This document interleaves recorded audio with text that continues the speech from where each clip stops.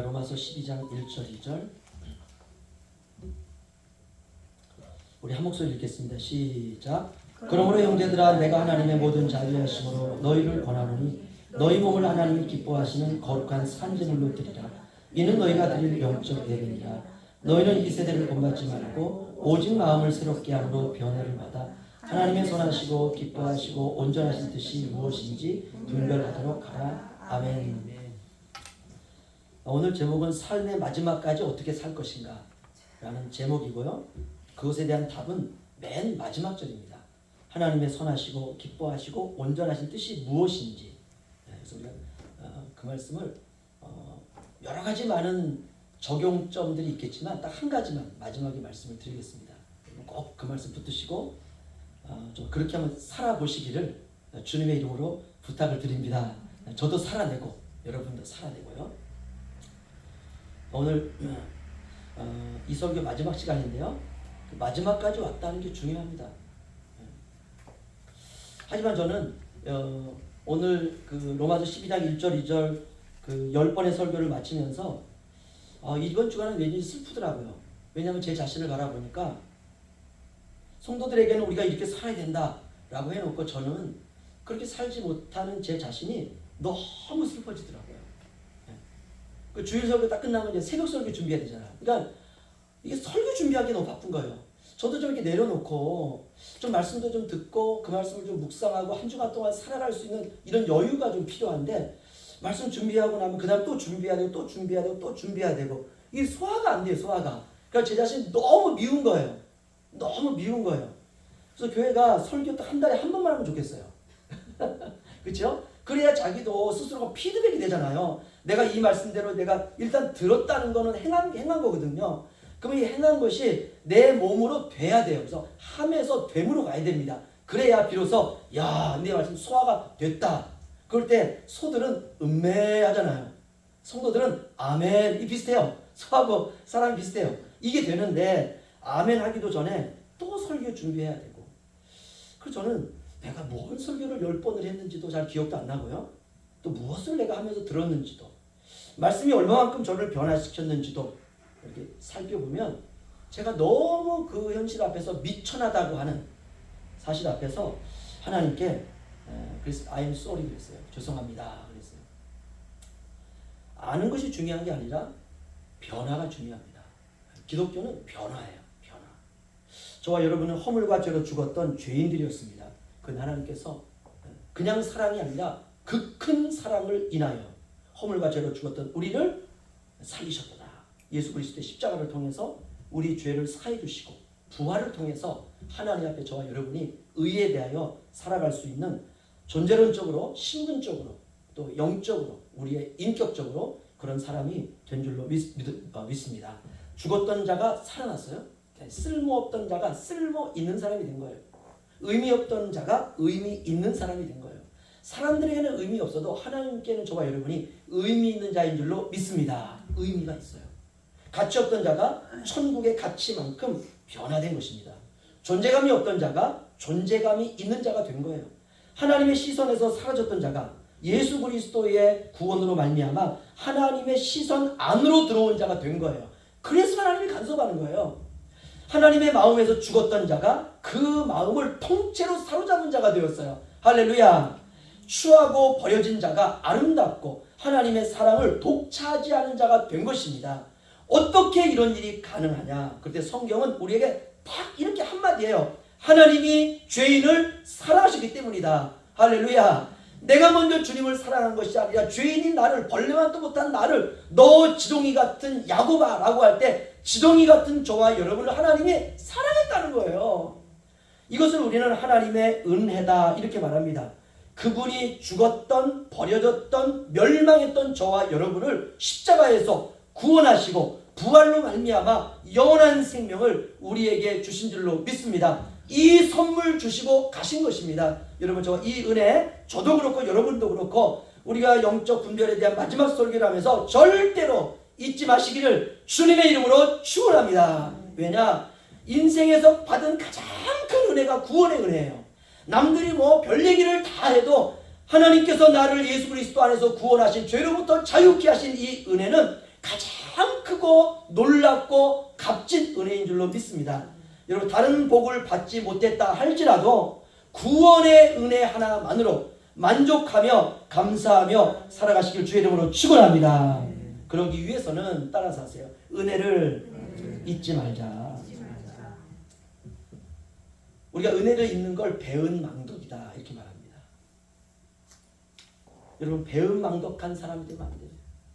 은혜를 아는 사람이 돼야 돼요. 은혜에 감사하며 보답하는 인생을 살아가야 됩니다. 저는 이렇게 생각합니다. 여러분이 받아들일지 못 받아들일지 모르겠지만은 제가 살아오면서 예수 그리스도를 믿으면서 제 마음에 하나님께서 딱 은혜에 관한 주신 그 저에게만 주시는 거 하나가 있어요. 그게 뭐냐면 아이에게 받은 은혜라도 절대로 잊지 말라. 저는 제 나이가 70, 80이 넘어가도 하민이가 저에게 준 은혜는 못 잊을 것 같아요. 저에게 추억을 만들어줬거든요. 목사님, 바닷가 가요. 왜? 소라 잡으러 가요. 저는 그게 그렇게 재밌는지 몰랐어요. 목사님이 이만큼 들어가야 제가 이만큼 들어갑니다. 야, 지금 나 옷 다 내리는데 목사님이 들어가야 제가 들어갑니다. 걔는요 장사하면 잘할 것 같아요. 그러니까 이만큼 들어갔어요. 근데 이만큼 따라 들어갔어요. 목사님이 이만큼 들어가야 제가 다 졌습니다. 제가요 이 자연 속에서 아이와 함께 뒹군다는 걸 이런 은혜가 있구나. 이거는 돈으로도 살 수 없습니다. 이거는 그 무엇으로도 살 수 없는 거예요. 아이에게 받은 작은 은혜라도 우리가 보답하며 사는 것입니다. 할렐루야. 허물과 죄로 죽었던 너희를 살리셨다. 얼마나 감사합니까? 허물과 죄 똑같은 거예요. 허물도 죄고 죄도 허물입니다. 죽었던 너희를 살리셨다. 여러분, 그 은혜를 죽을 때까지 잊지 마시기를 주의 이름으로 축원합니다. 동물 중에서도요, 사람이 동물을 사람처럼 대우하고 옆에 끼고 다니면요, 닭도요 사람을 졸졸졸 따라다녀요. 강아지도 사람을 졸졸졸 따라다녀요. 주인이 조금 기분이 나쁘면 벌써 동물들도 알고 있습니다. 제가 가끔은 동물 프로 보게 되면 유튜브에도 그런 게 나오더라고요. 주인이 어느 날 죽었어요. 그런데 이 동물이요 죽은 주인 옆자리에서 계속 주인을 지키더라고요. 그리고 죽어가요. 그런 동물들도 있습니다. 여러분, 동물들도 주인을 위해서 자신의 생명을 아끼지 않는다면 나를 죄에서 구원하시기 위하여 십자가에서 자신의 생명을 주고 돌아가신 그 하나님의 사랑은 우리가 영원히 잊을 수 없는 끝없는 사랑, 영원한 사랑, 멈출 수 없는 사랑인 줄로 믿습니다. 저는 오늘 본문 설교를 마지막으로 오늘 영적 분별에 대한 말씀을 마치기를 원하는데요. 설교를 했다고 해서 변하지 않은 그 사실 앞에서 제가요 제 자신을 얼마나 정말 비참하게 생각했는지 몰라요. 내가 목사인데 함께 성도들과 함께 은혜 받자고 이 설교를 어떤 주제를 가지고 시작을 하면서 이제 끝까지 왔는데 나는 얼만큼 변했을까라고 하는 현실 앞에서 저를 비추어 보니까 너무나 많이 제 자신이 미치지 못한 걸 보고 얼마나 당황했는지 몰라요.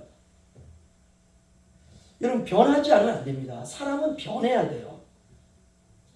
하나님이 기뻐하시는 사람으로 변하시기를 주의 이름으로 축원합니다.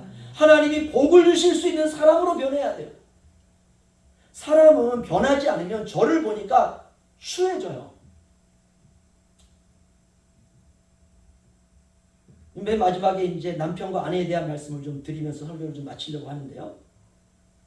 남편이 열심히 믿음으로 거룩하게 살려고 하는 모습을 이렇게 살아가다가 어느 날 아내가 남편을 보고 약간 실망스러운 눈빛을 딱 보낼 때 어떻습니까?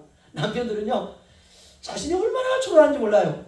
야, 내가 이렇게 하고도 내가 정말 믿음이 좋은 척하고 내가 이런 직분을 가지고 있다고 할 수 있을까? 그런 자괴감이 들 때가 있습니다.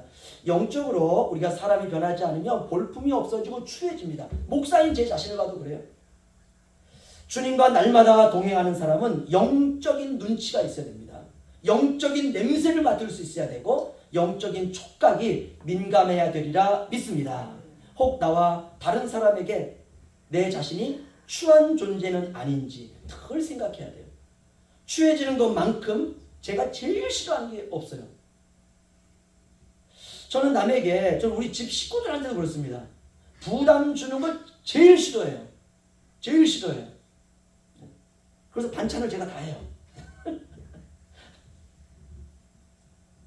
없다는 것 때문에 내가 남에게 괜히 취해지는 것을 가장 싫어합니다. 없으면 하나님 바라보면서 굶어 죽는 게 낫다. 이게 제 신앙의 신조예요.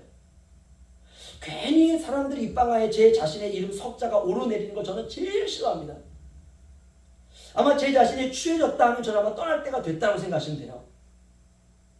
저는 취해지는 모습으로 사람에게 보여지는 것은 아닌지 늘 제 자신을 신경 쓰면서 삽니다. 사람은 따라서 하세요. 좋은 방향으로 변해야 된다. 그렇죠? 영적으로 취해지면 안 돼요. 없어도 당당해야 돼요. 가진 것이 없어도 당당해야 돼요. 세상에서 볼품이 없어도 당당해야 됩니다. 왜냐? 저와 여러분은 하나님의 생명을 받은, 하나님의 구원받은 백성인 줄로 믿습니다. 이거 하나만으로도 당당할 수 있어요. 그렇다면 신자로서 우리가 가장 신경 쓰면서 살아가야 될 것이 과연 무엇일까? 그런 생각을 제가 했습니다. 그리고 그렇게 말씀을 준비했어요. 그 말씀이 오늘 12장 2절 말씀입니다. 12장 2절 우리 함께 읽겠습니다. 시작. 너희는 이 세대를 본받지 말고 오직 마음을 새롭게 함으로 변화를 받아 하나님의 선하시고 기뻐하시고 온전하신 뜻이 무엇인지 분별하도록 하라. 아멘. 하나님께서 좋다고 여기시는 것을 기뻐하시고 하나님이 온전하다고 여기는 것을 우리가 기뻐하고 그 생각하면 살아가는 거. 아, 이게 하나님이 기뻐하는 거구나. 이걸 하나님이 선하게 생각하시는 거구나. 이것이 하나님이 온전하신 뜻이구나 라고 하는 것을 항상 생각하면서 살아가는 거예요. 과연 이것은 하나님이 좋다고 여기실까? 이 말을 하면 하나님이 기뻐하는 말일까?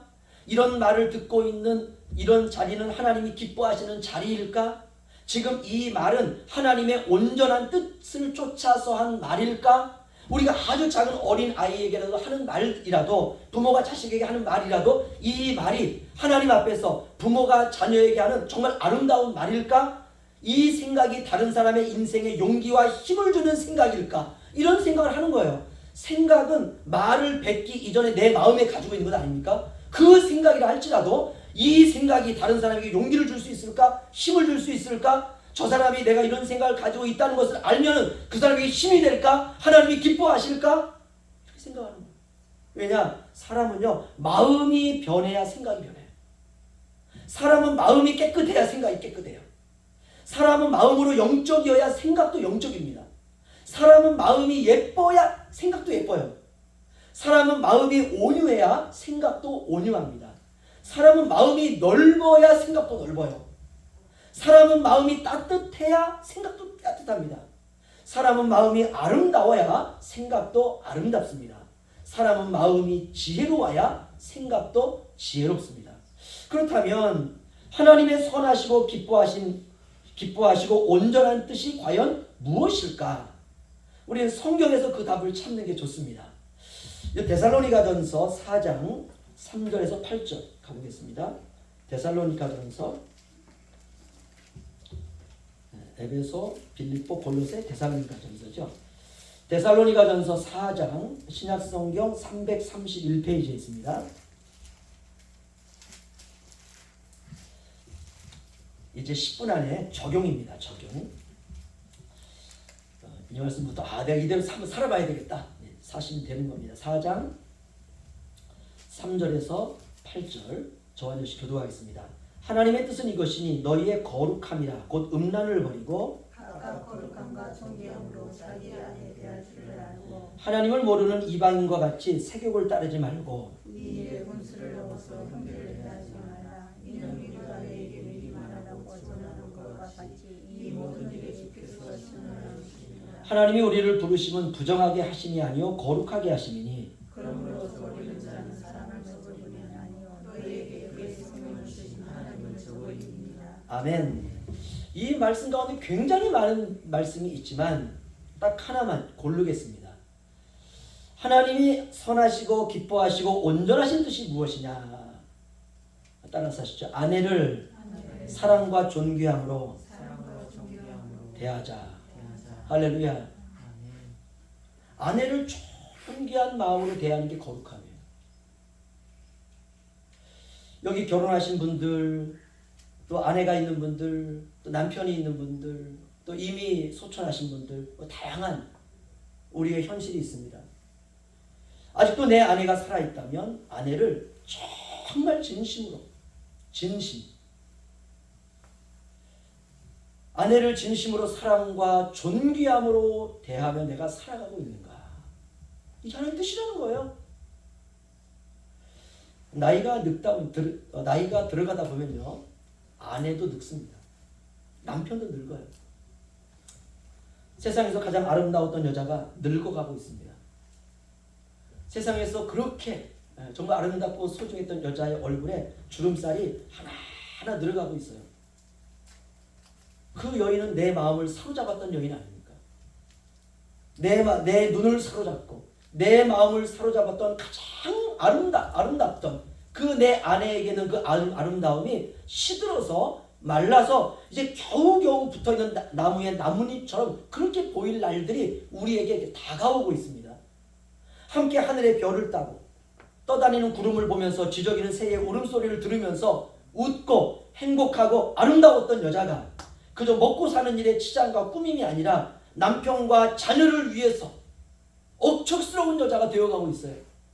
하지만 우리는 외모를 따라서 아내를 평가하는 사람이 아니라 하나님의 말씀을 쫓아서 아내를 진정으로 사랑하고 존귀함으로 대하는 삶을 살아가야 되리라 믿습니다. 성경은 이것이 거룩한 인생이다 이렇게 말하고 있어요.